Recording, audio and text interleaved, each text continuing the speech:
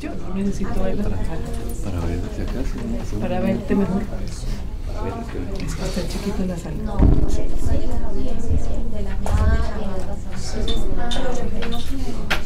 de acuerdo. Muchas gracias. ¿Cómo están las alergias? Más alergias. ¿Qué te hicieron? Se puso raro. Me salió es cantidad de gente a la que le oído el cuento, exacto, cantidad. De ahí te toca estar Sí, permanentemente. cada 6 meses, pero se supone que es del 99% de la efectividad del procedimiento, que rastran completamente hasta que no queda nada. No, salí muy bien librado, espérate.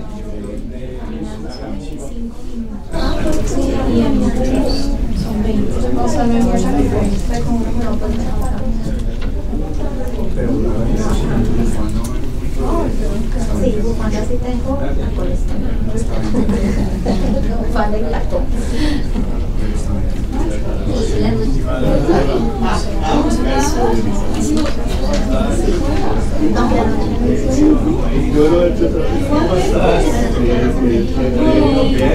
Gracias por haberme invitado.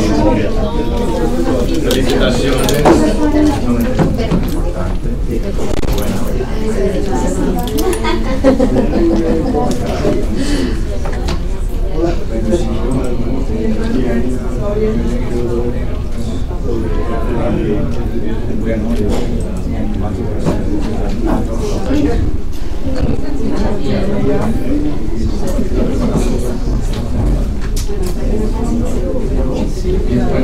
Buenas tardes.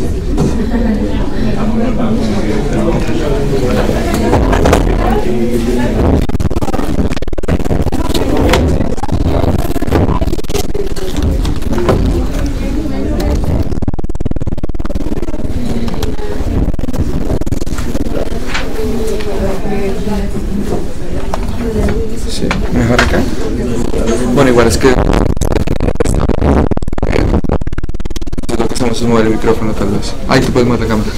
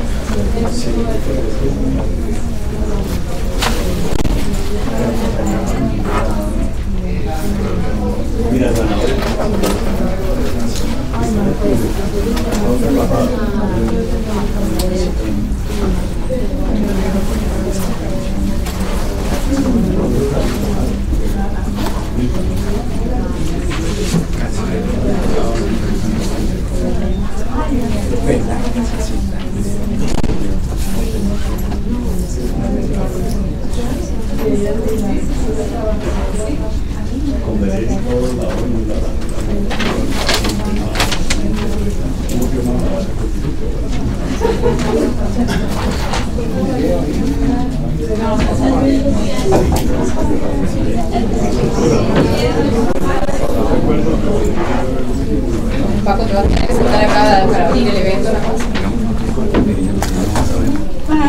Mayor cosa. Por acá sí que. Ahí estaba.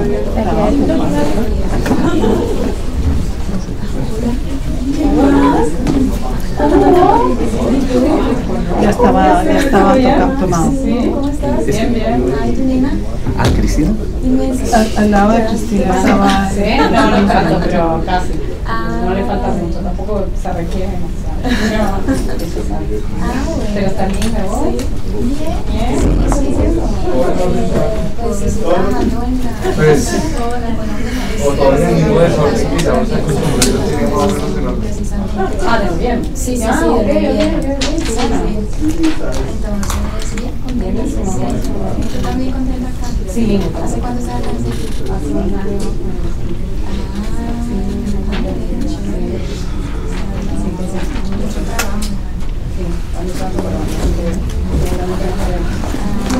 María. Hola.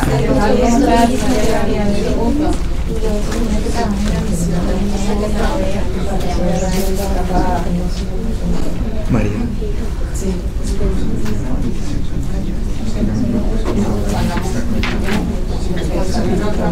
no, es que está en una reunión.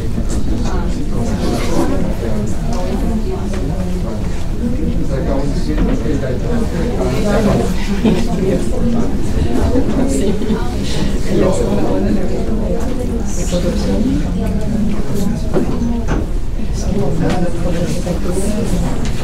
Este trabajó en el evento de Honduras y alguien que le puso correos, no sé, ¿qué pasó? ¿Qué sonido?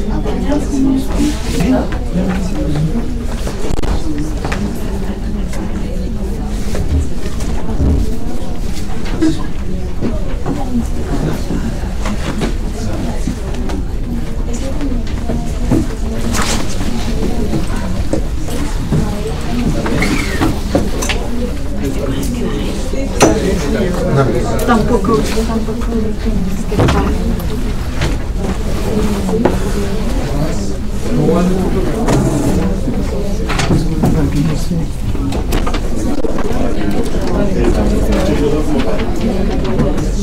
¿Cómo te llamas?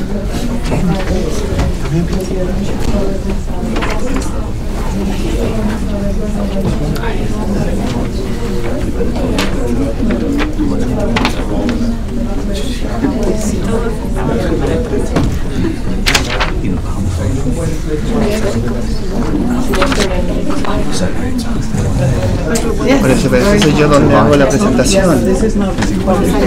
¿O no? Oh, sorry.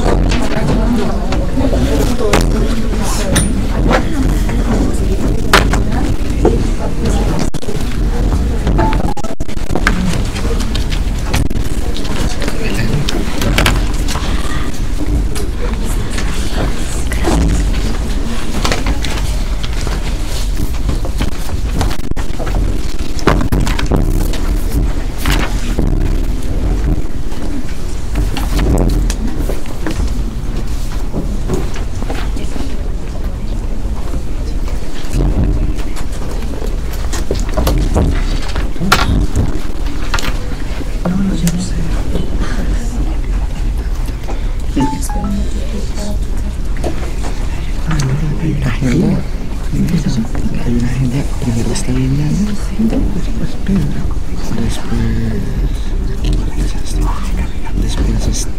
estoy yo, después está Liliana y por último está así. Sí.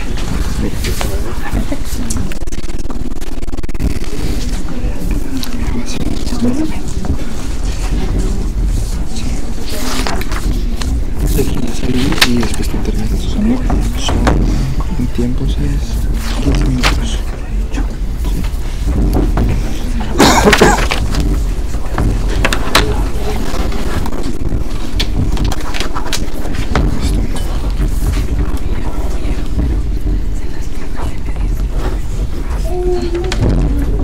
Sí, buenos días a todos y todas. Muchísimas gracias por su presencia en este conversatorio sobre la libertad de expresión y violencia sexual en Colombia de cara al proceso de paz. Esta actividad es organizada por la Fundación para la Libertad de Prensa, la campaña No es hora de callar y el Centro por la Justicia y el Derecho Internacional. Agradecemos mucho la presencia de representantes de la Embajada de Colombia, compañeros, colegas de medios de comunicación, representantes de la sociedad civil y el público aquí presente. Las presentaciones del día de hoy serán llevadas a cabo por parte de, en primer lugar, de Viviana Kristisevich, directora del Centro por la Justicia y el Derecho Internacional CEGIL. A continuación, el señor Pedro Vaca de la FLIP hará una referencia al caso particular de Ginette Bedoya Lima, quien a continuación presentará unas palabras sobre la situación actual de su caso y de cara al proceso de paz, las acciones que se están llevando a cabo en relación con la violencia sexual en Colombia. Y finalmente escucharemos las palabras de Belén Sáenz, representante de ONU Mujeres en Colombia. Muchísimas gracias. Dejo la palabra a Viviana Kristisevich. Muy buenas tardes a todos y a todas. La temática que nos convoca el día de hoy es tan compleja como importante. Voy a presentar algunos de los elementos que brinda la experiencia de las mujeres en América Latina desde un abordaje de derechos humanos para tratar de abonar esta discusión. La mirada de derechos humanos y esta experiencia de las mujeres permite entender el alcance del impacto de la violencia y del conflicto armado sobre las mujeres, y a su vez esa profunda comprensión de las causas, de las consecuencias de la violencia hacen posible que en contrapartida se sugieran medidas para mitigar, para reparar, para corregir o para transformar de manera profunda la realidad de las mujeres. Transformar la situación de las mujeres, lógicamente, afecta a la sociedad toda. La experiencia de las mujeres es la experiencia, por una parte, de la mayoría de la población. Y los cambios de nuestra situación también generan cambios en las dinámicas que afectan al colectivo, a la sociedad toda. Por ello, las experiencias, los aprendizajes que podemos compartir y aportar a la hora de construir una sociedad más justa son contribuciones que afectan a la región, al país en su conjunto. Y creo que estas discusiones acerca de violencia sexual, la libertad de expresión, el derecho a no callar, son muy importantes en este momento, que es un momento fundamental, podríamos calificar hasta de refundacional de la historia colombiana frente a este parteaguas de la historia, que quizás permita a las generaciones futuras vivir en una situación de los desafíos propios de una democracia sin un conflicto armado y sin una violencia epidémica. Existe un imaginario en el que la guerra es de los varones, es entre varones, pero la historia nos demuestra que las mujeres son afectadas de modo muy significativo en situaciones de conflicto y de violencia, y a esto se suma que muchas de ellas y de nosotras han sufrido violencia sexual.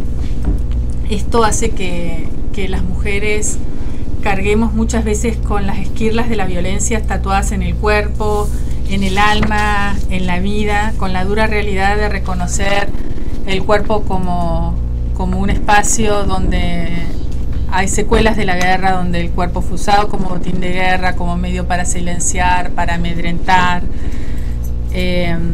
a veces por enemigos, a veces también por aquellos en los que se depositó la confianza, ¿no? Una de las monjas que participa ahora de las audiencias ante la Comisión Interamericana nos contaba ayer acerca de lo que significa para las mujeres en México vivir en el medio de una epidemia de violencia y cómo eso genera pasos para atrás en los niveles de autonomía. Vimos en la experiencia histórica del Perú cómo las mujeres que pusieron su confianza en los médicos fueron esterilizadas forzosamente, además de la utilización de la violación sexual como tortura, de otras modalidades de utilización del cuerpo como espacio de disputa. La violencia sexual, además, muchas veces fue acompañada de otras pérdidas enormes de seres queridos, de la casa, de la tierra, de la comunidad, de un pedazo del alma, porque las pérdidas no solo han sido materiales. La violencia sexual afecta profundamente la dignidad, las dudas de por qué ocurre, por qué a mí, por qué en este contexto. Y tanto la violencia como la impunidad que ha acompañado esta situación afectan también de manera muy profunda el sentido de ciudadanía, del vínculo con la ley, con la institucionalidad, con el propio Estado. Esa pregunta de por qué a mí, por qué no responde, por qué el Estado no hace, por qué no se investiga, por qué no cuenta ese dolor, ¿no? Esa vulneración de derechos. Es que la violencia sexual tiene esa dimensión individual, pero también una dimensión colectiva y estructural por las sinrazones que la motivan y por las consecuencias que acarrean. Y bueno, es claro que la violencia y la guerra afectan de un modo diferenciado muchas veces a las mujeres y que impactan de un modo mucho más significativo y a veces distinto a aquellas cuyo punto de partida es la exclusión estructural, a las que se suman en ocasiones situaciones o condiciones que la exponen a mayor fragilidad o discriminación, como en el caso de las mujeres esterilizadas forzosamente en el Perú, que eran campesinas e indígenas del interior del país, por ejemplo, ¿no? Las mujeres desplazadas en Colombia, ¿no? En las que también hay un recorte étnico importante, ¿no? Del impacto de la violencia sobre esas mujeres. Ahora bien, parte de la experiencia de resistencia frente a la violencia, a la represión, al conflicto en América Latina es que en medio de tanto dolor fueron primordialmente las mujeres las que reclamaron. Innumerables mujeres que asumieron las banderas de los reclamos frente a los atropellos que sufrieron su familia, sus hijas, sus hijos, sus esposos, sus hermanas, sus comunidades, otras mujeres y por sí mismas, ¿no? El rostro de quienes buscan y reclaman justicia en el mundo de los derechos humanos es predominantemente femenino. Son las sobrevivientes, las madres, las abuelas, las hermanas, las hijas que procuran saber, mitigar y hacer justicia. No podemos decir lo mismo de quienes tuvieron la obligación y la responsabilidad de impartir justicia, pero no me voy a adelantar esa discusión porque vamos a seguir en la hora de las consecuencias a la hora de transformar las sociedades. Y quiero continuar con esta idea de que la justicia empieza con no callar, ¿no? Como bien rescata la campaña de la que Ginette es vocera, con el poder transformar el dolor en fortaleza para hablar y para reclamar, para poder decir muchas veces con vergüenza o con temor y con valentía lo que pasó, reclamar lo justo para que no vuelva a ocurrir, para terminar con los pactos de silencio y de complicidad que en lo pequeño y en lo grande perpetúan la desigualdad y la injusticia.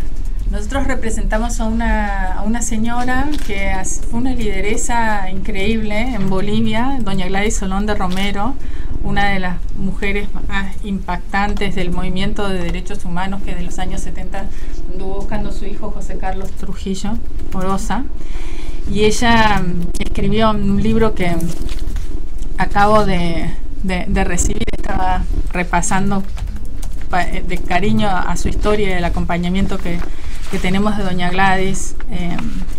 Ella decía, de todos esos caminos el fundamental es romper nuestro silencio, el silencio de la sociedad frente a la impunidad, el miedo a denunciar por las represalias del poder, acabar con la lógica del cálculo político y del pragmatismo para abrazar la justicia y la verdad. Es que la autonomía, el sentir si podemos o debemos decir algunas cosas, la libertad de expresión, el derecho de asociación, la libertad de pensamiento, son esos habilitantes fundamentales para develar la verdad, para recuperar la memoria, para debatir con posiciones plurales y para cambiar, para transformar profundamente las sociedades. Y en lo que se sigue es importante poder debatir, poder proponer y discutir esas medidas estructurales que son necesarias para asegurar los derechos de las mujeres en la coyuntura de la firma de los acuerdos, pero también de una manera más profunda en la participación de las mujeres en esa realidad que se construya a partir de ese momento y que ojalá tenga esa consecuencia transformadora de permitir a las mujeres participar sin miedo y con un reconocimiento formal de los derechos de las mujeres, tanto de manera individual como de manera colectiva, de las mujeres en nuestra diversidad. Creo que algunas de las grandes desafíos de este momento que tienen que ver con esa necesidad de transformar son inquietudes que espero que podamos debatir en parte en esta mesa, ¿no? Cómo asegurar que los hombres y las mujeres que ocupen los espacios de responsabilidad sean respetuosos de los derechos de todos y todas, cómo contribuir para que se construya una verdad y una justicia a través de sistemas que garanticen que las mujeres sientan que sus derechos son respetados. que la sociedad conoce y dimensiona lo ocurrido, que no lo minimiza, que se desmantelan las estructuras que permitieron las injusticias contra las que tanto han bregado y que no permitan la perpetuación de la violencia, porque creo que hay mucho dolor también en reconocer que a otros les sigue pasando lo mismo que nos pasó a muchas, ¿no? Es posible y necesaria la búsqueda de maneras de transformar las situaciones de desigualdad para que las mujeres y las mujeres sobrevivientes y las víctimas puedan tener esa ciudadanía plena, donde las mujeres no tengamos una capacidad disminuida de los derechos dada no por lo legal, porque en lo legal estamos llenos de promesas, pero por la indiferencia institucional, política o social. Es ahí donde se va a poder probar si los derechos de las mujeres cuentan, si los de más de la mitad de la sociedad cuentan y pueden ser ejercitados, ¿no? Para que esa erosión de los derechos no ocurra, seguramente y todos contamos con que las mujeres vamos a seguir reclamando, pero lo transformador, lo sorprendente, lo necesario en esta coyuntura sería que las instituciones faciliten la verdad y la justicia de una manera en la que sea efectiva, en la que haya paridad, en quienes reciban los testimonios, quienes den respuesta, tengan las herramientas, la independencia, las cualidades necesarias, la simpleza y la interesa que requiere la enorme tarea que necesita abordar el país, y además que permita que se aborden algunas de esas causas y consecuencias más profundas de la perpetuación de la violencia y la exclusión de las mujeres en su diversidad como una cuestión, realmente una cuestión fundamental para el Estado. Entonces, con eso los dejo a ustedes. Creo que va a seguir nuestro colega Pedro en el uso de la palabra. Bueno, antes que nada, muchas gracias a Segil como anfitrión por facilitar el espacio y a todos los que están aquí.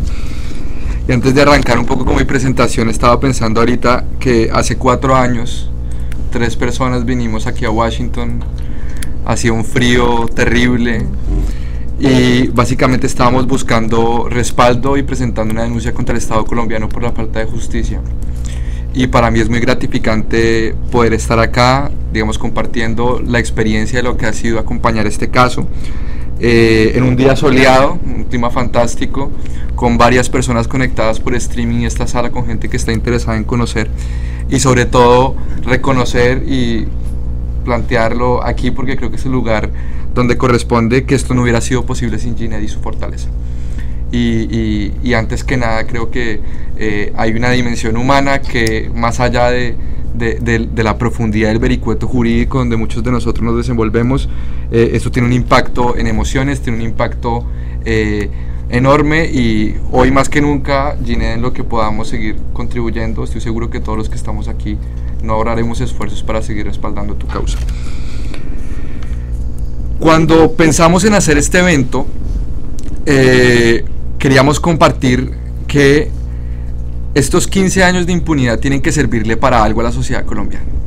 Es decir, Colombia se está enfrentando a un proceso de paz. Solo el 23 de septiembre, digamos, hace poco menos de un mes, se estaba hablando de unos acuerdos parciales en materia de justicia transicional. Y si este país no es capaz de mirar a su historia, mirar a sus víctimas y reconocer sus errores, difícilmente va a poder enfrentar lo que se está planteando de una manera responsable. Y además creo que también somos un país con un nivel de complejidad en materia de derechos humanos que a veces nos impide tener una perspectiva de lo que estamos viviendo. Yo quisiera brevemente hablar de unos antecedentes, y es cuando ocurre el secuestro, tortura y violencia sexual contra Ginette Bedoya en el marco de su trabajo periodístico, cuando estaba investigando sobre el tráfico de armas en la cárcel Modelo, una red que involucraba tanto paramilitares como guardias del IMPEC y miembros de la fuerza pública. También estábamos en medio de un proceso de paz. También habían muchas instancias de diálogo de la sociedad civil. Hay algo a lo cual yo le tengo mucho temor como liderando la Fundación para la Libertad de Prensa, y es que los picos de violencia letal contra periodistas, los años donde más hay asesinatos de periodistas, son los años de procesos de paz. Del 89 al 91 estábamos hablando del proceso de paz con el EPL y con el M-19, y a la par estábamos viviendo la violencia del narcotráfico. Durante el proceso de paz del Caguán fue el pico de asesinatos, que incluyó más de 35 periodistas asesinados entre el 99 y el 2002, entre otras agresiones, incluyendo el secuestro, tortura y violencia sexual contra Ginette. Y lamentablemente este es un año en el cual hemos vuelto a recibir noticias sobre asesinatos de periodistas y periodistas mujeres. Y en ese sentido es un temor, y no quisiera yo ser ave de mal agüero, pero creo que denunciarlo y plantearlo públicamente es una forma de prevenir que esto siga sucediendo. En ese momento, en el año 2000, también estaba iniciando el programa de protección a periodistas, protección que le fue negada a Ginette. Es decir, antes del secuestro de Ginette Bedoya, se ofreció por parte del DAS un esquema de protección que fue aceptado por Ginette, y un esquema de protección que el Ministerio del Interior de la época negó. Digamos, este tipo de cosas son importantes situarlas, porque el Estado tuvo la oportunidad de evitar toda esta tragedia y no fue diligente en ese sentido.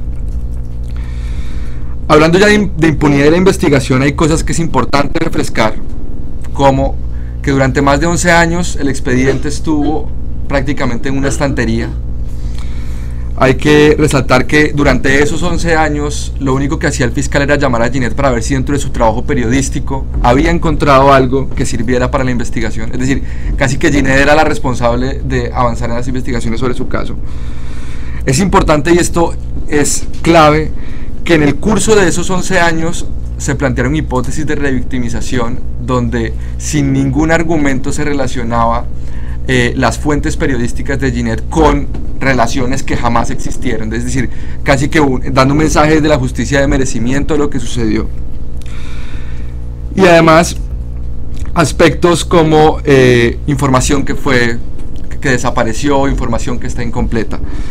Esto obviamente, en el momento en el que empezamos a trabajar en el caso, implica una serie de obstáculos que son difíciles de superar. Es decir, cuando se deja pasar tanto tiempo, las pruebas se extinguen, las pruebas se deterioran, y eso obviamente afecta las investigaciones, pero además requirió, digamos, de una serie de ajustes institucionales, como los cambios de fiscal. En el año 2011 se decidió, y por eso hablo de hace 4 años, se decidió presentar una demanda contra el Estado colombiano, una petición individual ante la Comisión Interamericana, que hay que reconocer ha entendido el caso como un caso estratégico, emblemático, y ha avanzado en etapas de admisibilidad. Ahorita estamos en fondo de una manera bastante rápida, lo cual agradecemos. Sin embargo, el impulso que tuvo a nivel interno la investigación, yo diría que hay unas expectativas de justicia y unos gestos de las autoridades colombianas que fácilmente son frustrados, y voy a poner 2 ejemplos. El primero fue que, sin haber sido solicitado, en el año 2012 la Fiscalía declara el caso como un crimen de lesa humanidad, lo cual se sitúa en el marco de sistematicidad y generalidad de este tipo de delitos, pero además le da un nivel de relevancia al caso desde el punto jurídico, donde toca es maximizar los esfuerzos y no disminuirlos en aras de conseguir mayor justicia. Y cuando tenemos a una fiscal que toma esta decisión, pues recibimos de parte del fiscal general una declaración en el sentido contrario. Es decir, que uno tenga que llegar a unas instancias con un fiscal que lamentablemente pareciera dar más declaraciones públicas que resultados judiciales, y entrar en un litigio con él para que aclarara si efectivamente el caso no es un crimen de lesa humanidad. Entonces este tipo de cosas obviamente se vuelven, casi que un avance se vuelve regresivo al poco tiempo. Segundo aspecto que es importante acá en materia de retardo de la justicia es, como varios de ustedes conocen, Colombia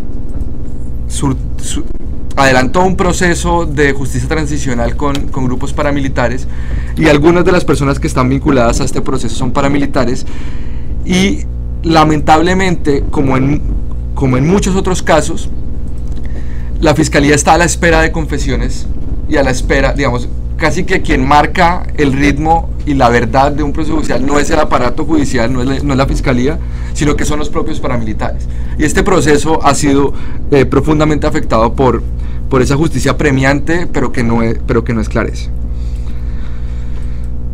Ya para finalizar, decir que a la par de un proceso judicial que es doloroso, de un proceso judicial que es largo y de un proceso judicial que no ha arribado a condenas, pues Ginette Bedoya sigue recibiendo amenazas, casi que de manera constante. Estas amenazas en algunas ocasiones han implicado afectaciones a su núcleo familiar, en algunas ocasiones ha implicado afectaciones a sus fuentes periodísticas, y digamos son tres condiciones que tiene Ginette que son las tres peligrosas en un país como Colombia. Es víctima de un entramado criminal muy poderoso que está interesado en que no se conozca la verdad. Es periodista que trabaja en temas de conflicto armado y cubrimiento de temas sensibles en el país, pero además es activista por los derechos de la mujer, lo cual también le plantea un riesgo. Solo por poner el último episodio, Ginette hizo parte de la delegación de víctimas que fue a La Habana cuando se estaba discutiendo el punto de justicia, y con posterioridad a su visita se conoció que esta delegación fue víctima de amenazas. El año 2015 ha sido un año especialmente frustrante y además un año especialmente emblemático. Se cumplieron los 15 años del secuestro, tortura y violencia sexual contra Ginette Bedoya. Era la primera vez en que el Día Nacional de Lucha contra la Violencia Sexual en Colombia se conmemoraba, que es el mismo día decretado por el presidente de la República. Y solo unas semanas después, un victimario confeso, reconocido por Ginette Bedoya, fue dejado en libertad en condiciones que al cabo de los días se consideraron irregulares por la propia Fiscalía General de la Nación. Y yo quisiera invitarlos a pensar por un momento en lo que implica que después de 15 años de espera de justicia, donde básicamente se consolida la impunidad, después de creer que hay personas que están siendo sometidas a procedimientos judiciales, uno de estos queda en libertad, ¿qué impacto tiene en la vida de la víctima? Digamos, esto ha sido un impacto enorme, donde la integridad física, emocional y la salud de Ginette ha sido puesta en riesgo por decisiones de autoridades colombianas, autoridades judiciales colombianas. Y ya para terminar, lo que también se podría considerar una expectativa de justicia frustrada es que desde el 27 de marzo de este año se consideraba que íbamos a iniciar el primer juicio, en este caso contra Mario Jaimes Mejía, alias El Panadero, que valga decirlo está mencionado en el expediente desde la primera página. Este juicio estaba previsto para iniciar el 27 de marzo y no ha podido instalarse por, en un principio, actuaciones dilatorias de la defensa, pero lo que parece más frustrante es que la última audiencia que estaba prevista para iniciar en septiembre fue aplazada por decisión del Tribunal de Justicia y Paz. Si el Tribunal de Justicia y Paz consideró que necesitaba que esta persona estuviera asistiendo, no sé a qué asunto, a un tema relacionado con Justicia y Paz, y solo puede ser reprogramada la audiencia hasta el 15 de diciembre. Es decir, no solo cuando la dificultad es investigar, la excusa es que se tienen esas dificultades, pero cuando la investigación ya está cerrada y en principio se va a someter a una persona a juicio, pareciera, yo no sé si es por torpeza o por negligencia o incluso por algo deliberado, que no se puede básicamente iniciar un juicio que ya tiene sus pruebas, que ya tiene sus testimonios, que ya tiene, digamos, todo el paquete listo para poder entrar a ese debate judicial. Yo quisiera dejar sobre la mesa una reflexión, y es ¿cómo va a superar el Estado colombiano esa contradicción de pensar en comisiones de la verdad y jurisdicciones especiales para la paz, si en casos como el de Ginette Bedoya, donde tenemos esta sala llena, donde hay personas conectadas, donde el presidente de la República habla del caso, donde el fiscal general habla del caso, no se puede cumplir con asuntos tan básicos y tan mínimos como poder asegurar que un juicio que está listo se adelante, ¿no? Entonces creo que esto es lo dejo sobre la mesa, sobre todo porque no vaya a ser que a futuro las buenas ideas, las recomendaciones de los grandes expertos en materia de justicia transicional terminen estancadas en escenarios de impunidad que profundizan la falta de esperanza en esta democracia.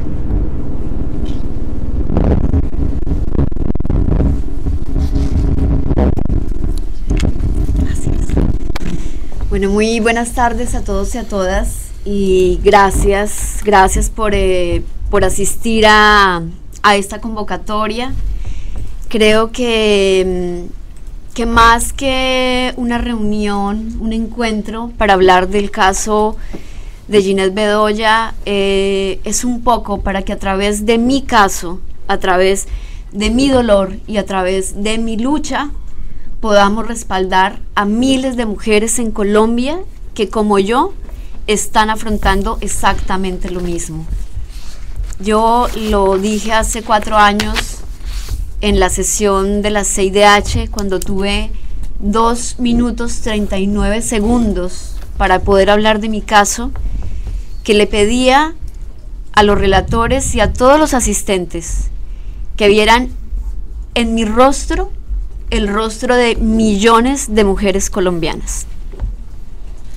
Y lo repito hoy, yo tengo la posibilidad de estar aquí en Washington, tengo la posibilidad de acceder a muchas instancias, tengo la posibilidad de tener el respaldo de gente de Naciones Unidas, del Departamento de Estado, de organizaciones como SEGIL, de la FLIP, de muchos amigos que están hoy acá, de organizaciones no gubernamentales. Pero es un caso entre miles.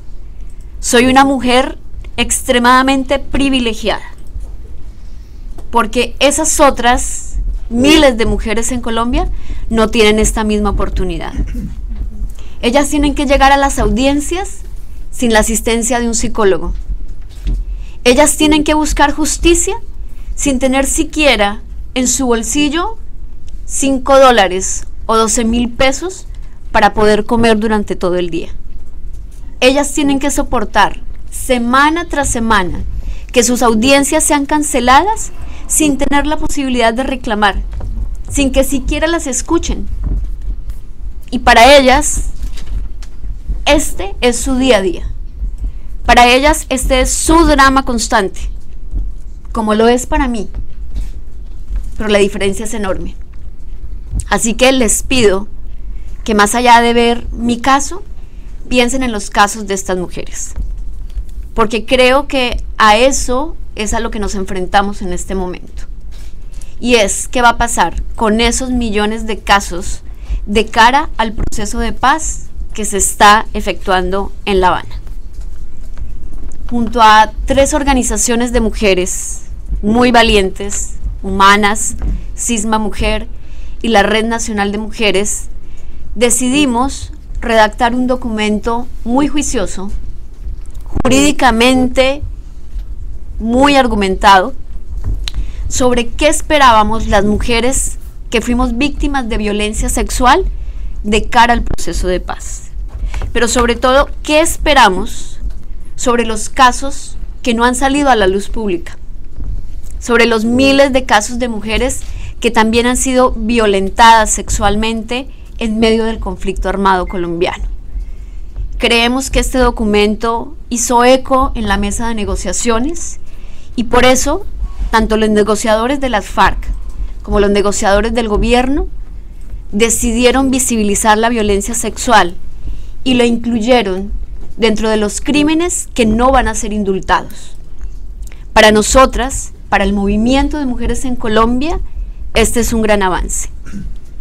Pero tenemos muchos temores sobre el tema de justicia. Y es, ¿qué va a pasar en el marco de esas negociaciones? No solamente por parte de los perpetradores del paramilitarismo. Les quiero recordar que el Estado también tiene una responsabilidad muy grande frente al tema de violencia sexual. Les quiero recordar que hay muchos integrantes de la fuerza pública y agentes del Estado que participaron en violaciones contra mujeres.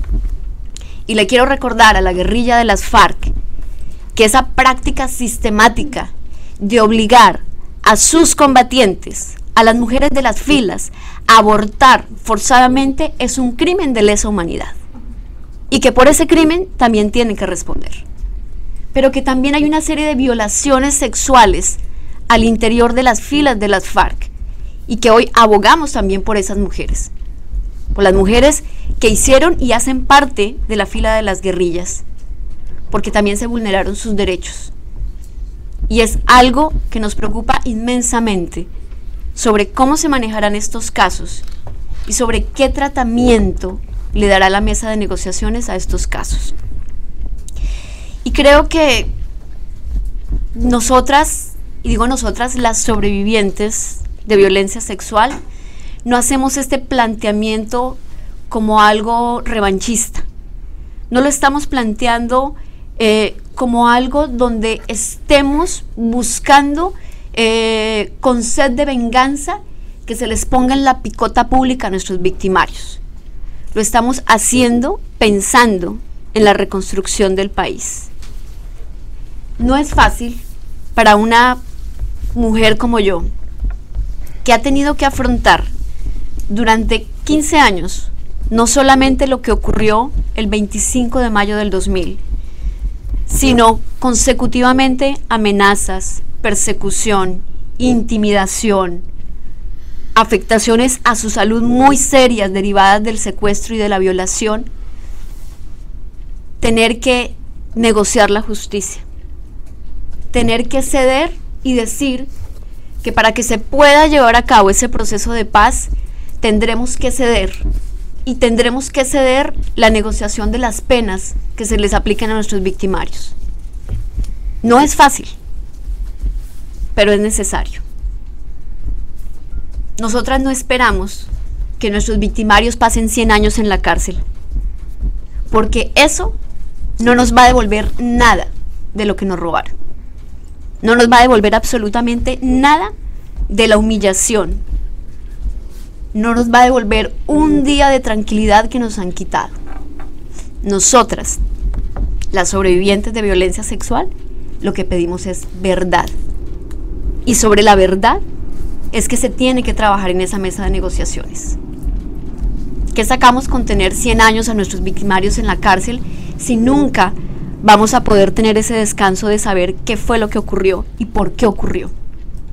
Y en mi caso en particular, creo que el Estado colombiano tiene una deuda inmensa sobre qué ocurrió.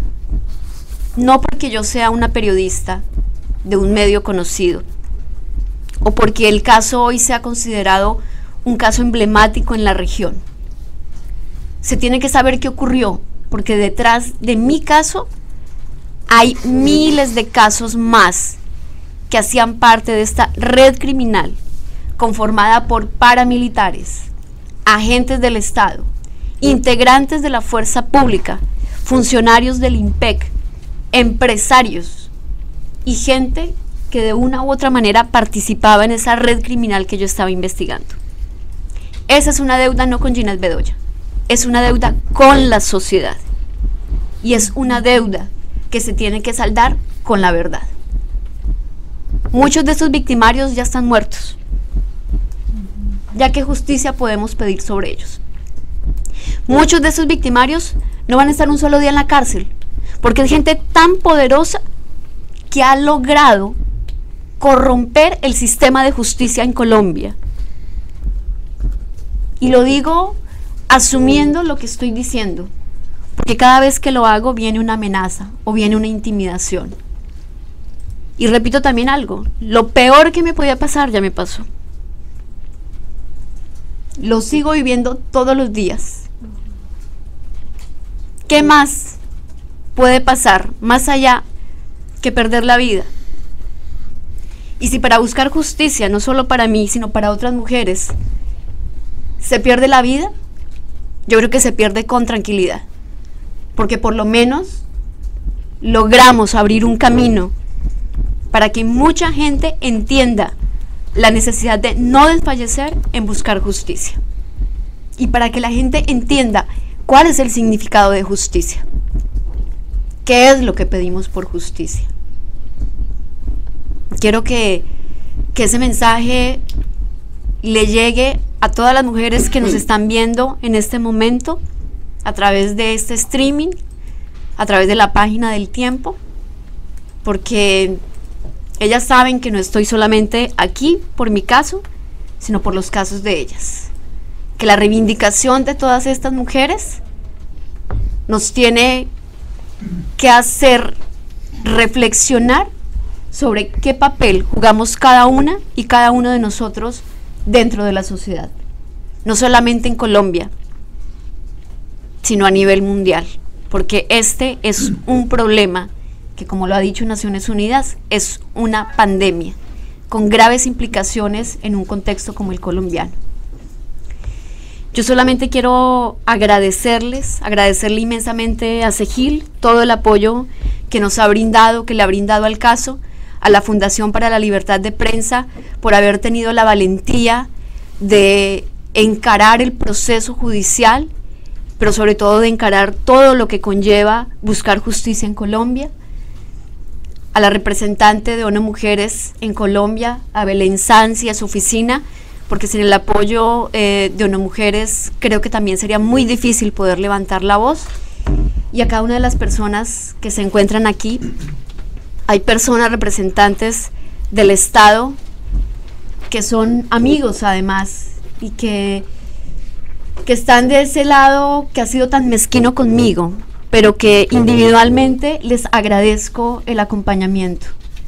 Sé que las instituciones se han equivocado, también se han equivocado muchas personas en el Estado colombiano, pero esto no quiere decir que yo tenga una posición de mezquindad o de revancha con las instituciones del Estado.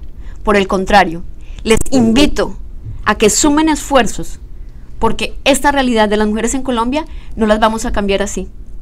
La única forma de cambiarla es sumando esfuerzos, y a eso les invito, a que sumemos esfuerzos, porque en este momento en mi corazón no puede haber ni una gota de rabia ni de resentimiento contra las instituciones que no han hecho nada. Lo que quiero es que haya compromiso, y es el compromiso que hoy públicamente les pido. A todos y todas, gracias por estar aquí, y no olviden que en Colombia hay más de 2 millones de mujeres que fueron violentadas sexualmente en el marco del conflicto armado, y hay millones de mujeres que en las últimas décadas han sido víctimas de violencia sexual en la casa, en la oficina, en la calle, y ellas merecen tener voz. Gracias.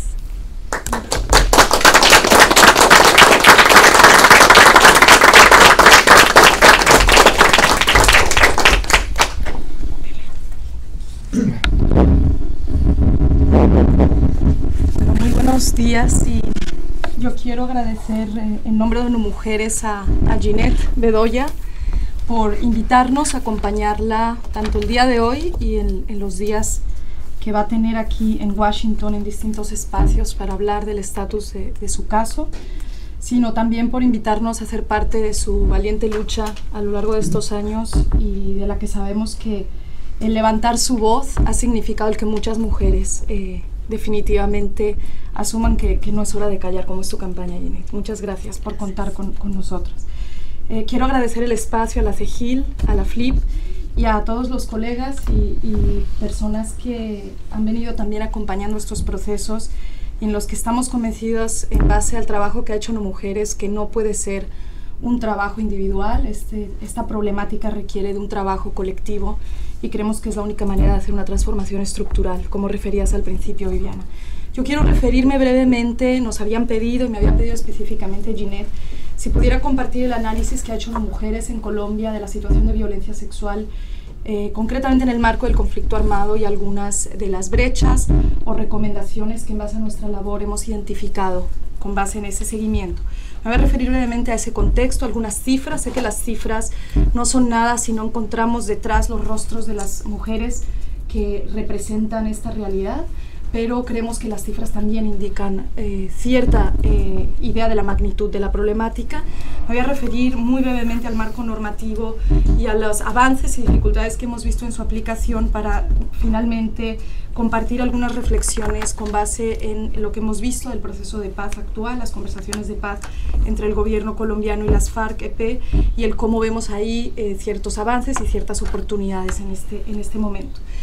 En ese sentido, quizás resaltar 3 dimensiones que consideramos relevantes respecto al contexto de la violencia sexual en Colombia en el momento actual. En primer lugar, el hecho de que, como las propias organizaciones de mujeres han venido señalando, la representante especial del secretario general en materia de violencia sexual y la propia CEDAW, la violencia contra las mujeres, incluyendo la violencia sexual, es un reflejo de la discriminación estructural que existe todavía a día de hoy contra las mujeres, y es producto de una desigualdad estructural que se manifiesta en distintas dimensiones de la vida de las mujeres, y que su dimensión más flagrante es justamente la violencia sexual. Un segundo elemento que consideramos importante señalar, como ejemplificaré más adelante, es que la violencia sexual tiene distintas dimensiones en su manifestación, incluye distintas formas de violencia, incluyendo la violación o el acceso carnal violento, pero otras dimensiones que pocas veces son estudiadas y vistas y hechas visibles o habladas, y que requieren de un análisis importante para entender la realidad que viven las mujeres.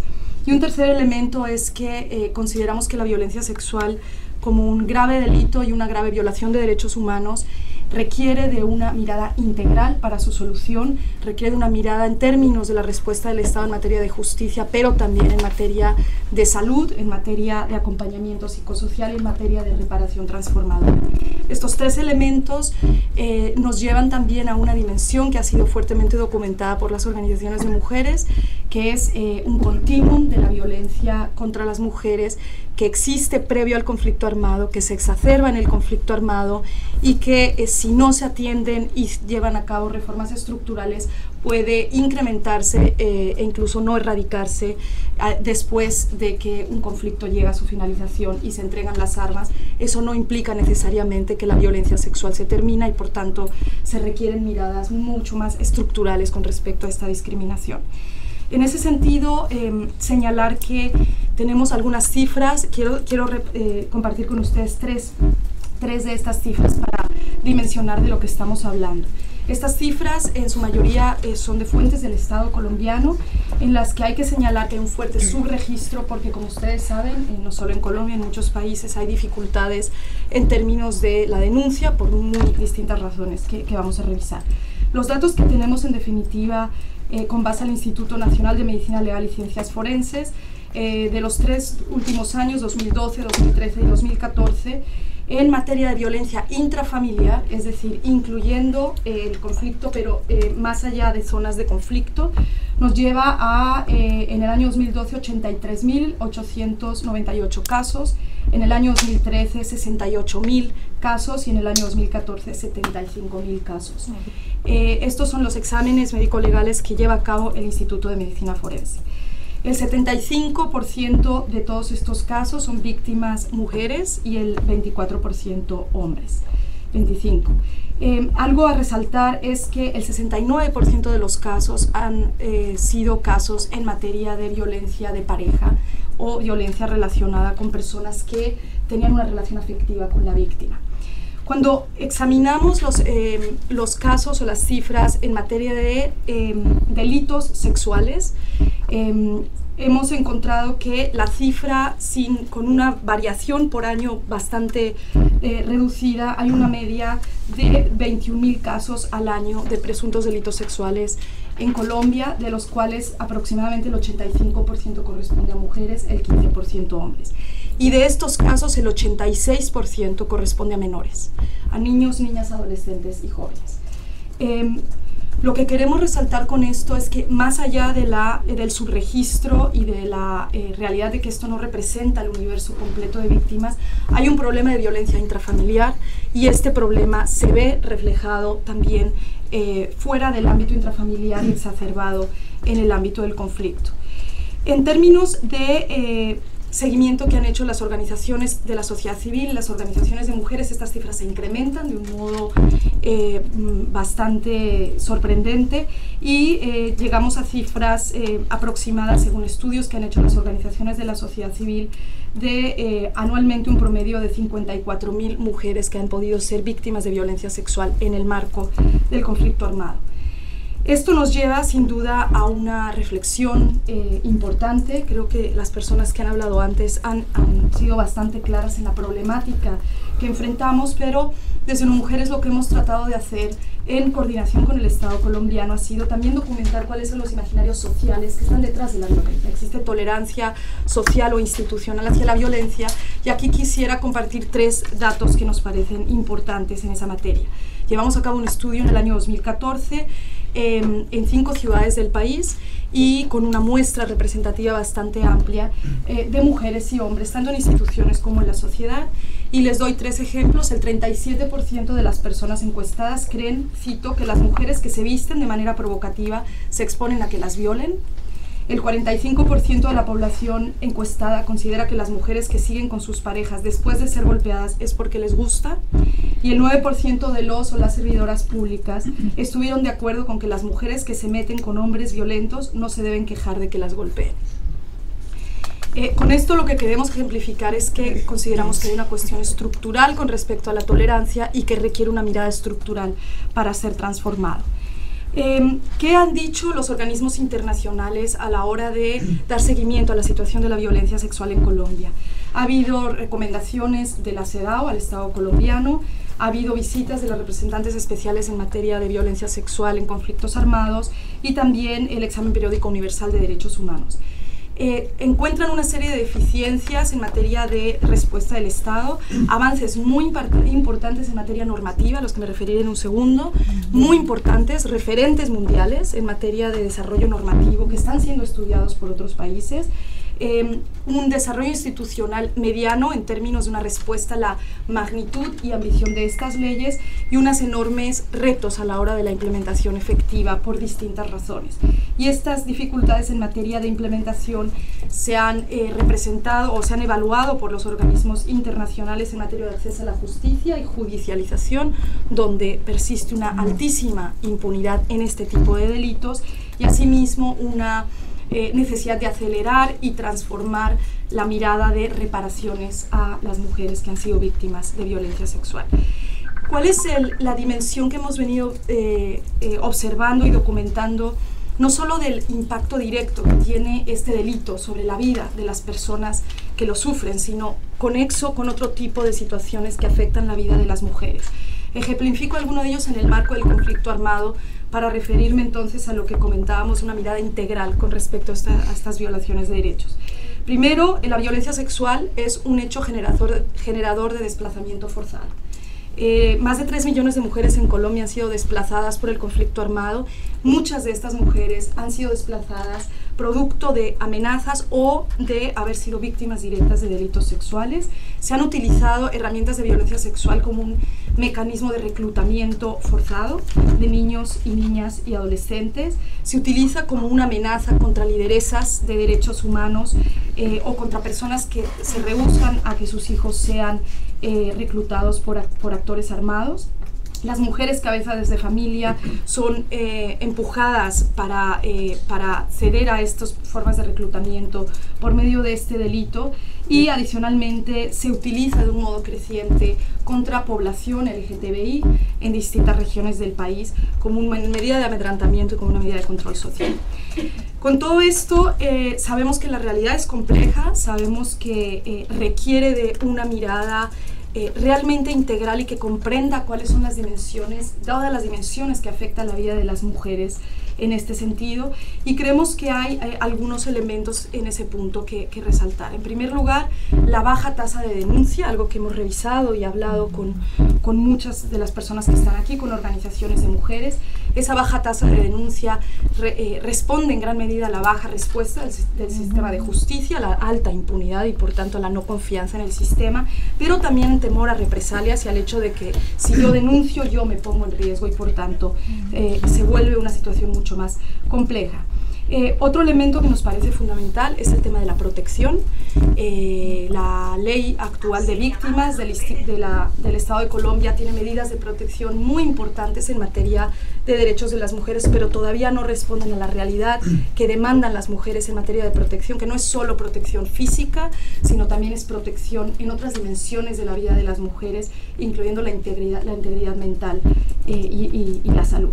Y un tercer elemento que sin duda implica una mirada más integral al registro de los datos que existen en esta materia para poder dimensionar el problema y poder darle una respuesta global.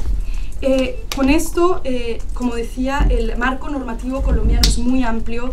No me daría tiempo de citar todas las leyes que existen en este espacio, pero por lo menos existen 4 marcos legislativos muy robustos que han respondido a las demandas de las mujeres, que han escuchado el movimiento de mujeres y que han incluido medidas de prevención, medidas de atención, medidas de reparación. Concretamente hay una ley aprobada el año pasado, presentada en el Congreso de la República, la Ley 1719, que tipifica la violencia sexual en el marco del conflicto armado y que amplía esta definición, así como dota de una serie de mecanismos que permitan una mayor confianza en el testimonio de la propia víctima que ha sido víctima de este delito y, por supuesto, en la aceleración del proceso judicial. Lo que hemos observado en materia de esta implementación es que definitivamente hay una necesidad importante de llegar a distintas partes del país donde el Estado tiene dificultades de tener presencia, entre otras razones por la existencia del conflicto armado. Y por lo tanto el proceso actual de conversaciones de paz se convierte desde nuestro punto de vista en una oportunidad histórica para transformar esa falta de presencia, pero también para llegar a las demandas de las mujeres en este sentido. Y ahí terminaría dando algunos ejemplos de cómo las mujeres colombianas, como ya comentaba Ginette, han venido posicionando este tema en el marco de las conversaciones de paz. En primer lugar, ha habido una enorme movilización del movimiento de mujeres, de activistas, de mujeres líderes, que han venido haciendo una demanda desde el inicio de las conversaciones de la participación de las mujeres, de la presencia y la influencia y de la consideración de los derechos de las mujeres en la misma. Producto de esta fuerte incidencia se han dado pasos históricos en materia de una conversación de paz. Se ha incrementado el número de mujeres que están en la mesa de negociación, tanto por parte del gobierno como por parte de las FARC. Y adicionalmente se ha creado un mecanismo, que es una subcomisión de género, que es un mecanismo innovador para garantizar la integración de esta medida. Pero quizás además de esto, lo más importante que yo quisiera señalar es que se ha dado voz a las mujeres, incluyendo las mujeres sobrevivientes de violencia sexual en la mesa de conversaciones. Esto es algo desgraciadamente inédito, porque debiera estar presente en todo proceso de paz, pero en el caso de Colombia se ha convertido en un parteaguas que esperamos que tenga un resultado decidido. Hubo 60 personas sobrevivientes del conflicto armado que visitaron la mesa de conversaciones. De ellas, el 62% eran mujeres, una de ellas Ginette Bedoya. Las mujeres que estuvieron allí plantearon de un modo contundente cuáles son sus demandas en materia de verdad, de justicia, de reparación y de garantías de no repetición, y a partir de ahí se invitó a otras organizaciones y representantes de organizaciones de mujeres a ir a presentar propuestas, incluyendo en materia de violencia sexual. Y quisiera entonces terminar planteando cuáles han sido precisamente las demandas de las mujeres ante la mesa para plantear los aspectos relacionados directamente con la violencia contra las mujeres y la violencia sexual en el conflicto armado. Estas demandas han incluido un pedido a la mesa de conversaciones de reconocer que la violencia contra las mujeres y la violencia sexual ha ocurrido en el conflicto armado.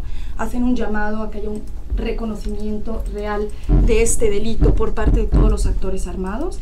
Hacen un llamado a que haya medidas decididas para el impulso de cero tolerancia hacia la violencia contra las mujeres y niñas como una medida de desescalamiento y como una medida de prevención hacia su ocurrencia cuando se firmen esos acuerdos.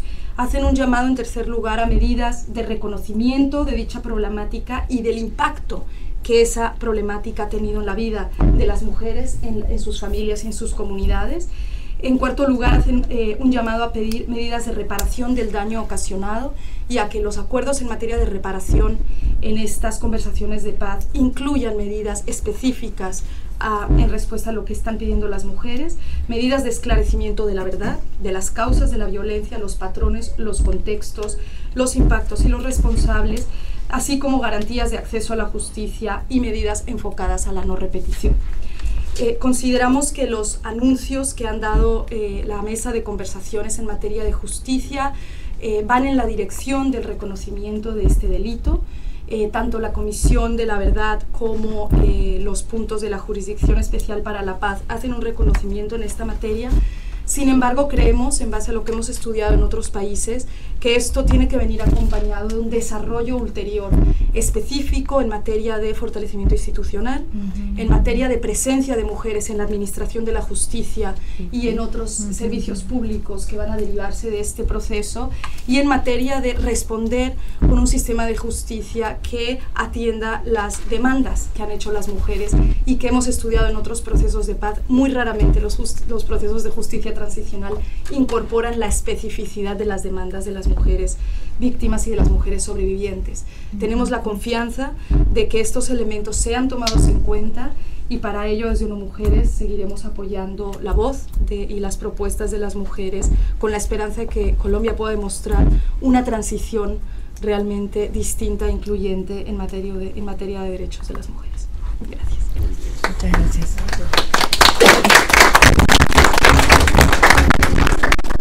Bueno, muchísimas gracias a todas las presentaciones y en especial a Ginette por compartir con nosotros su experiencia y hacer ese llamado en relación con todas las mujeres en Colombia.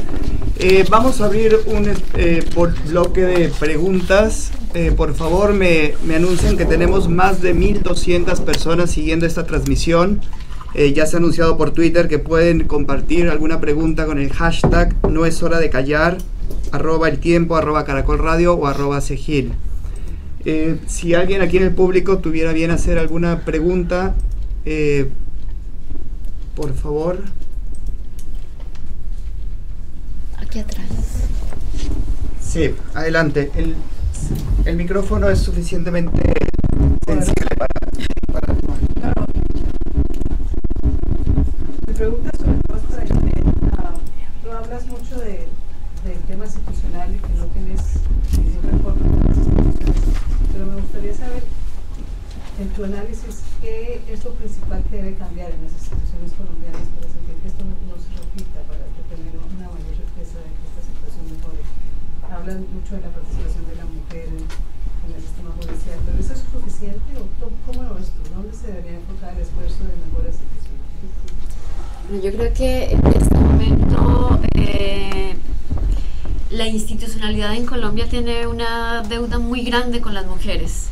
Como lo mencionaba Belén, tenemos no sé cuántas leyes que están muy bien redactadas, que son muy buenas leyes, que le dan todas las herramientas a los administradores de justicia para que se puedan garantizar los derechos de las mujeres. Pero lamentablemente ninguna de estas leyes se cumple. Tengo que decir, por ejemplo, que la fuerza pública no está preparada en este momento para atender los casos de violencia de género. Desde el policía del barrio hasta el Ejército Nacional, que tiene que atender casos en zonas rurales donde las mujeres siguen siendo vulneradas, no conocen la ley 1257, que fue la ley que se hizo para amparar los derechos de las mujeres y erradicar las violencias contra las mujeres en Colombia. Si un agente del Estado, que es quien debe garantizar los derechos de las mujeres, no conoce la ley, pues simplemente no va a poder garantizar esos derechos. Es increíble que el sistema de salud en Colombia, después de tantos años de haber sido sancionada la ley, hoy no tenga una ruta de atención clara para las mujeres víctimas de violencia sexual. Es increíble que hoy las instituciones del Estado no pongan en práctica la ruta de atención para mujeres que son violentadas sexualmente o que son víctimas de cualquier tipo de violencia de género. Hace 2 meses el director del Instituto Colombiano de Medicina Legal hizo un llamado de urgencia porque el instituto detectó que hoy, en este momento, hay 6.246 mujeres que pueden estar siendo asesinadas por sus compañeros, por sus esposos o por sus novios. Las tienen detectadas, las tienen individualizadas y tienen los casos súper argumentados. Sin embargo, no hay una respuesta de la Fiscalía, no hay una respuesta de la policía, no hay una respuesta efectiva por parte de las comisarías de familia para poder garantizar la vida de estas mujeres. Ahí es donde está la deuda del Estado. Las instituciones no solamente tienen que decir que hay una ley maravillosa, sino que tienen que aplicar la ley y tienen que destinar mayores recursos para la atención de salud de las mujeres víctimas de violencia de género. Tienen que destinar mayores recursos para capacitar a jueces, fiscales, policías, médicos, psicólogos y a todas las instituciones y a todos los funcionarios que tienen que enfrentar la violencia de género. Si el Estado no hace esto, seguramente nos encontraremos el próximo año y el siguiente en este mismo espacio reclamando exactamente lo mismo.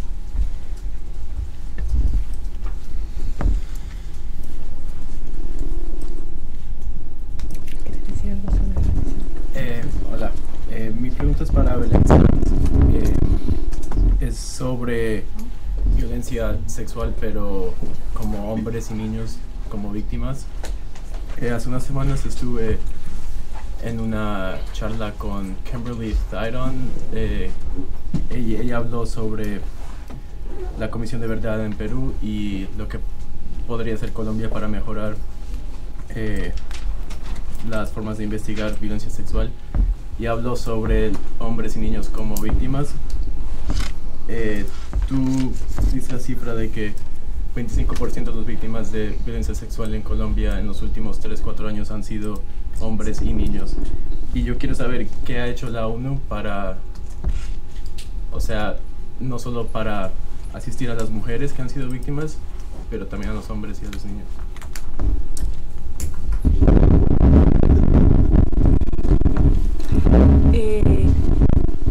La labor de ONU Mujeres, concretamente, que es la entidad que yo represento, se centra en apoyar a las instituciones del Estado, entre otras cosas, apoyar a las instituciones del Estado en su capacidad de respuesta a satisfacer los derechos de las personas y concretamente de las mujeres. Ese es el mandato nuestro.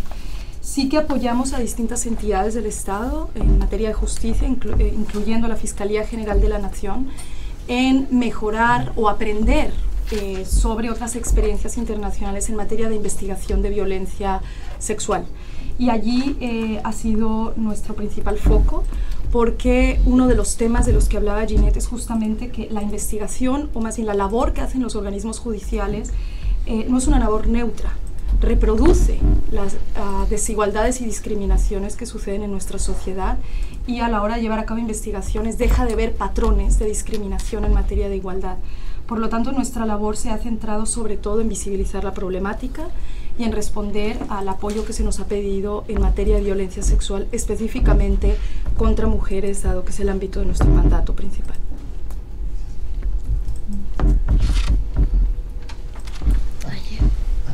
Bueno, buenos días, mi nombre es Luis Alberto Alarcón. A Belén Sáenz y a Ginette Bedoya, igualmente a todas las personas que han intervenido. Me ha parecido muy bonita las disertaciones, muy interesantes, a manera de informarme. Bueno, siempre matizo sobre el tema de las minorías étnicas. Me ha gustado muchísimo que pluralicen el tema de las mujeres, porque casi siempre que hablamos de la cuestión de género, se nos olvida particularizar las minorías étnicas. Pues yo trabajo con el colectivo de afrodescendientes en Colombia, y ese grave riesgo de violación de género, de violencia hacia las mujeres, pues también repercute significativamente en las poblaciones negras. Pocas veces tienen las mujeres negras un espacio de visibilizar su problemática social, ¿sí? Sobre todo darlo a conocer y poder tener ese espacio de divulgación, tal cual como tú lo has reflejado, ¿no? En ese contexto, pues me gustaría que cada vez que se pluralice también se tenga en cuenta las minorías étnicas, porque, por ejemplo, recibimos educación de género, pero no se puede verbalizar meramente el género en función de un colectivo en particular. Pues sería bueno también significar que existen sectores de minorías étnicas que no tienen esos espacios de divulgación, y que te agradezco que lleves esa voz en plural, ¿no? Pero no está de más hablar de las negras y de las indígenas como generadoras o víctimas también de ese conflicto y de esa invisibilidad.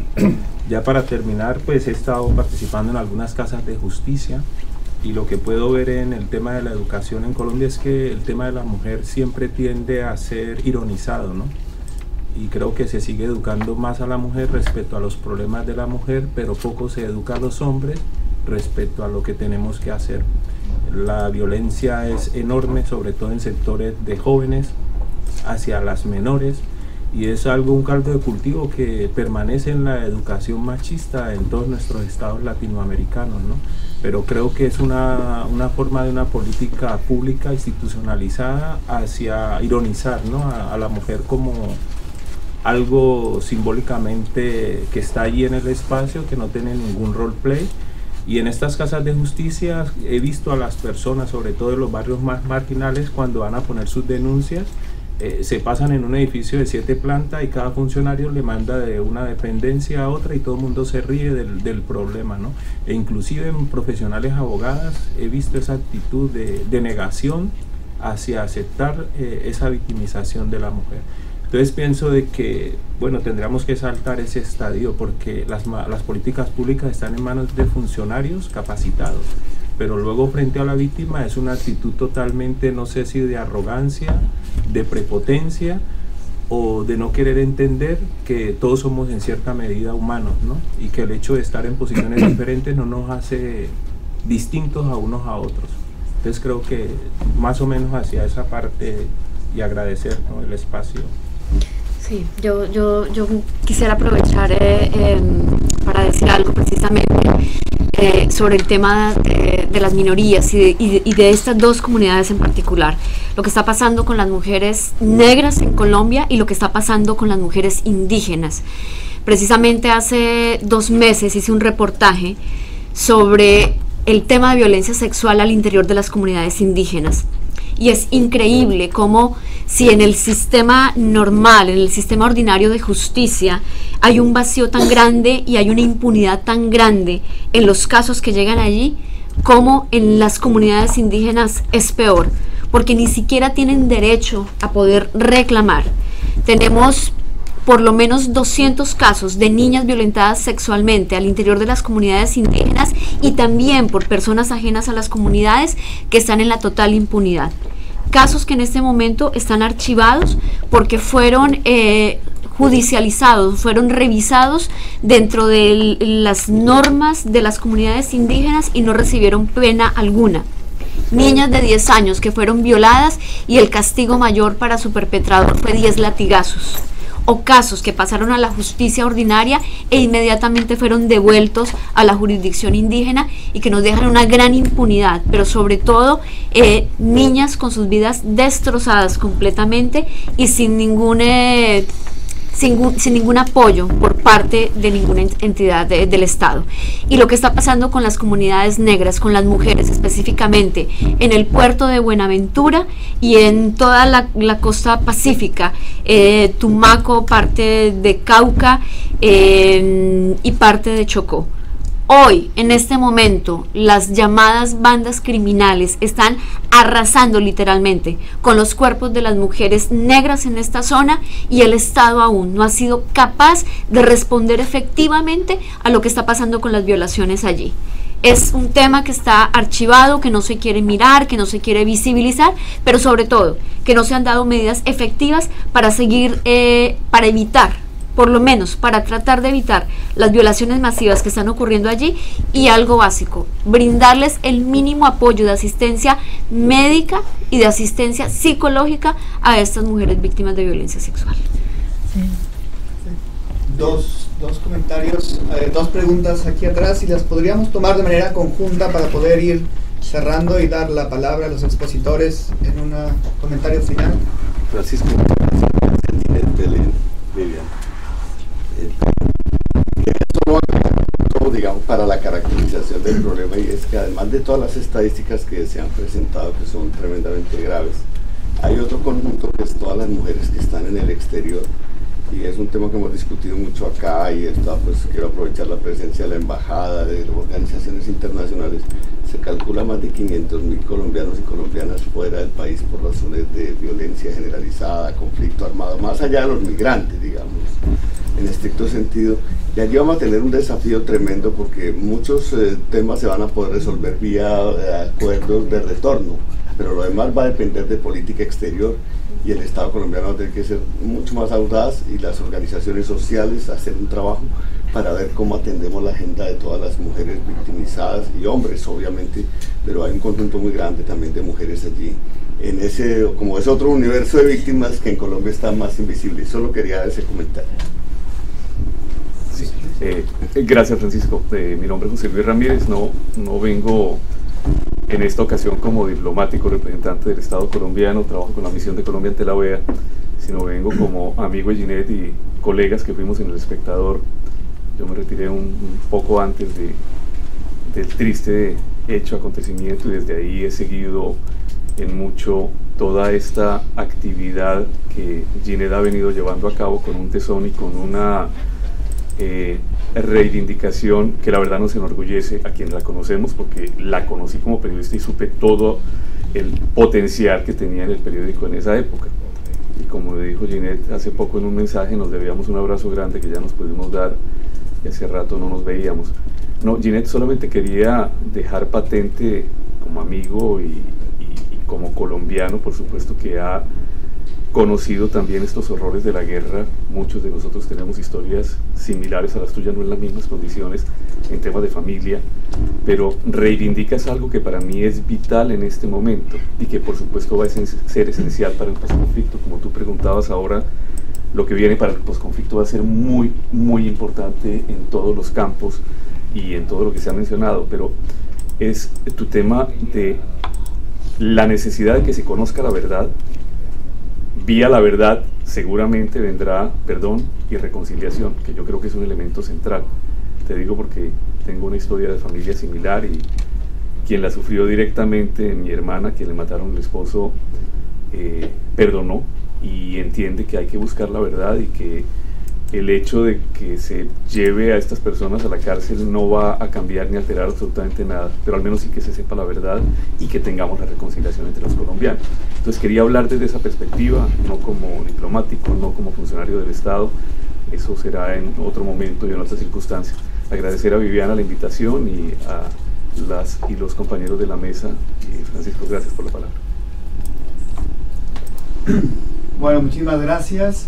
Y Ginette, tal vez para concluir. Okay. Yo solamente les agradezco inmensamente, primero a todas las personas que se conectaron a través de este streaming, a todas las personas que nos vieron a través de la página de Segil, a través de la página del Tiempo y de la página de Una Mujeres. Reiterarles que la realidad y la vida de estas mujeres no solamente las cambia el sistema de justicia, no solamente depende de una decisión en un estrado judicial, o no solamente depende de la determinación de una entidad del Estado. Nosotros y nosotras también podemos ayudar a cambiar la vida de estas mujeres, y es nuestra obligación como ciudadanos y ciudadanas. Esa es la invitación que les quiero dejar, y lo hago desde este papel tan ingrato pero tan afortunado de víctima sobreviviente. Es el llamado que les hago, y nuevamente gracias por no desfallecer, por estar apoyando este caso. Ustedes no están apoyando solamente el proceso de una periodista, están apoyando la apertura de muchísimos casos que pueden llegar algún día a encontrar justicia, así que mil gracias. Muchísimas gracias a vos, Ginette, y creo que como vos nos invitabas a estudiar el caso, a escucharte y a entender lo que ocurrió para que no vuelvan a repetir y para transformar la sociedad colombiana, creo que es importante que la gente sepa, y que los que estamos acá, que si el Estado hubiera protegido de manera oportuna, si hubiera investigado, no hubiera pasado lo que pasó, no hubiera habido una violación sexual, que es importante que se construya una verdad, pero que se construya una verdad significativa, una verdad a partir de los testimonios solamente de los perpetradores, asumidos acríticamente como el testimonio de lo que ocurrió, sino como una plataforma que permita la reivindicación de la dignidad de los que sufrieron, y también el desmantelamiento y el quiebre de los procesos que permiten que se perpetúen los ciclos de violencia. Creo que uno de los momentos de mayor sufrimiento para vos y para muchos otros sobrevivientes es tener que vivir con esa espada de Damocles de la impunidad, de las amenazas constantes.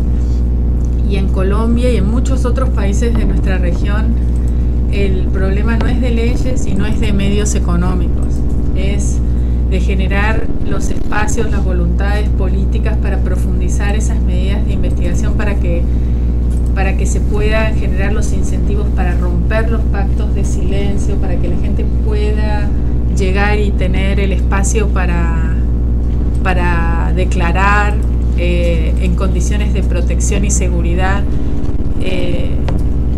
para que a los fiscales y los fiscales que hacen su tarea de manera diligente no se la saquen, no se los amenace, o que eso se investigue también. Entonces esperemos que toda esta energía y esta acción generosa que vos haces en nombre de tantas sobrevivientes de violencia sirva realmente para las transformaciones que todos anhelamos. Te agradecemos de corazón enormemente todo lo que haces. Muchas gracias. Bueno, muchísimas gracias a todas y todos los presentes y quienes nos ven a través de la transmisión en vivo, y con esto concluimos el evento. Muchas gracias.